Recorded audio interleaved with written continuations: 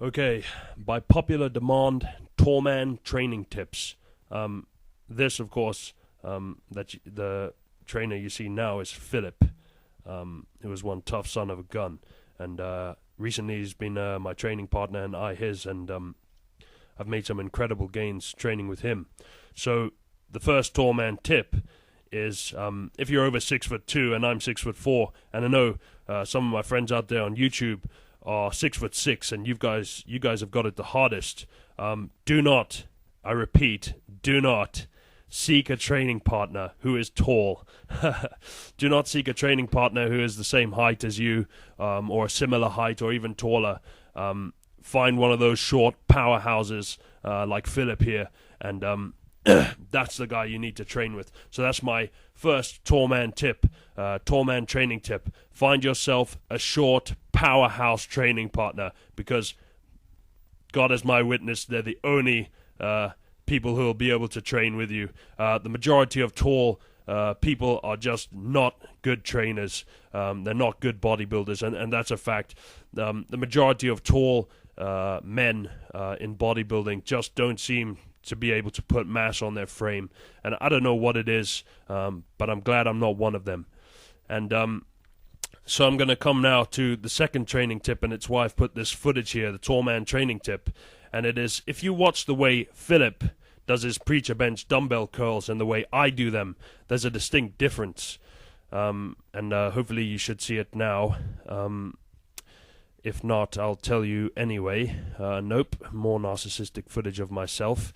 What you need to realize is when you are tall, you cannot get away with partial reps.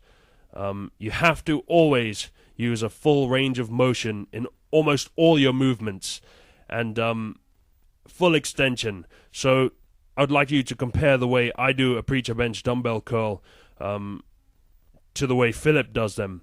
And he does kind of almost partial reps, and you'll see it here when he does a preacher bench barbell curl, which we're doing here for our biceps. And now watch the way he does this. That's 65 kilos. No, 68 kilos he's doing there. You see the way he does it? He's not cheating. That's the way his shorter arms benefit from curling. And you can see that by the biceps peak he has, which is no joke. It's one of his strongest attributes. And but as a tall guy, if you try and do them, for instance, the way Philip's doing them, you're just not going to get the results, and you'll probably end up like all the other tall guys, over 6'4", 6'6", even 6'2", who just can't get the development.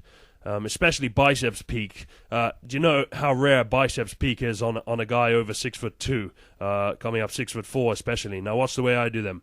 Absolute full range of motion, as much as I possibly can without snapping my elbow off. That's what you need to do. It doesn't matter if it feels like your head's going to explode, which I assure you when I was doing this, my head felt like it was going to explode. So that's what you need to do.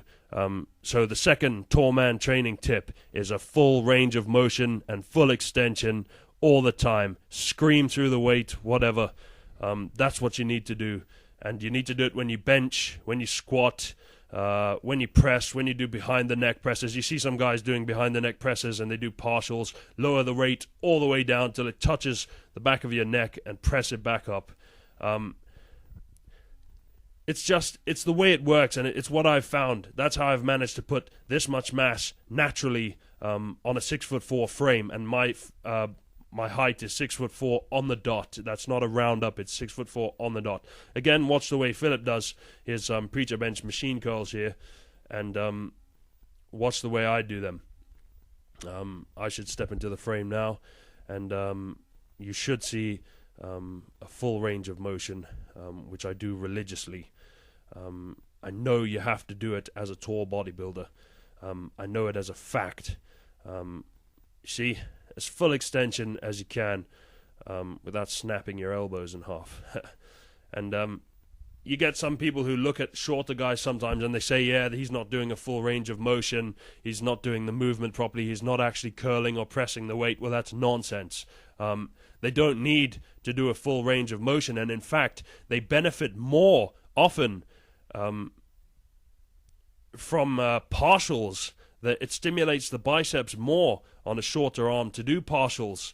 And it's the same when you kind of do sit-ups. You can do a full sit-up and get less of a burn than when you do a partial sit-up.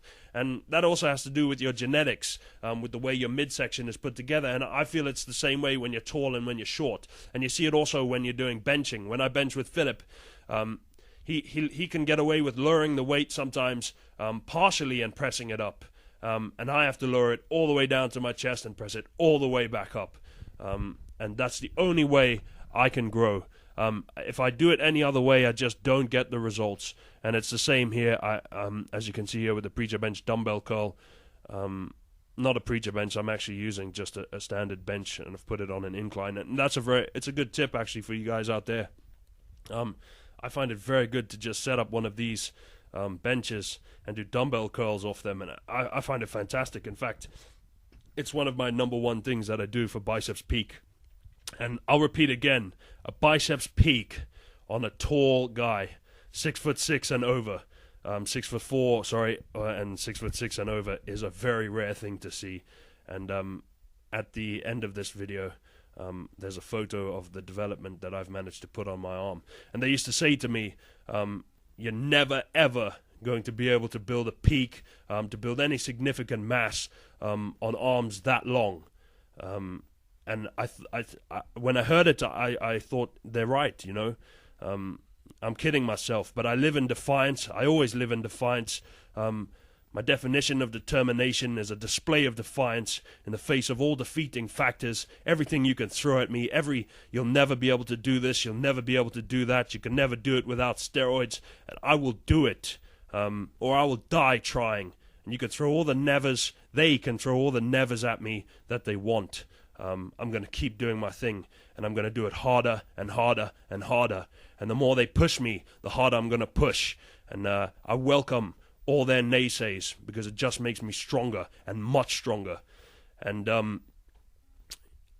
as I was continuing on from what I was saying before, I've built a biceps peak, not only on an arm that long, and not only naturally, but on an arm that didn't appear, even after years of training, to have any inclination towards a biceps peak. And I trained it very carefully.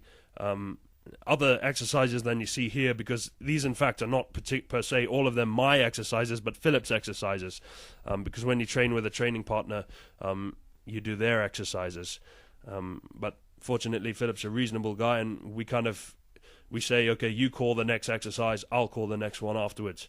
And that's what we do. So we mix each other's exercises up, and that's a good way to go about training with a training partner. And I can throw a quick training partner tip out here to tall guys who are then going to have a shorter training partner.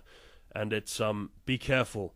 Whenever you have a training partner, a new training partner, remember that you're at risk of injury, no matter if they train harder than you or not. It's kind of the change in rhythm. Whenever you have a training partner, you are at risk of injury, so train carefully to begin with until you adapt to the rhythm of training with another training a training partner, basically.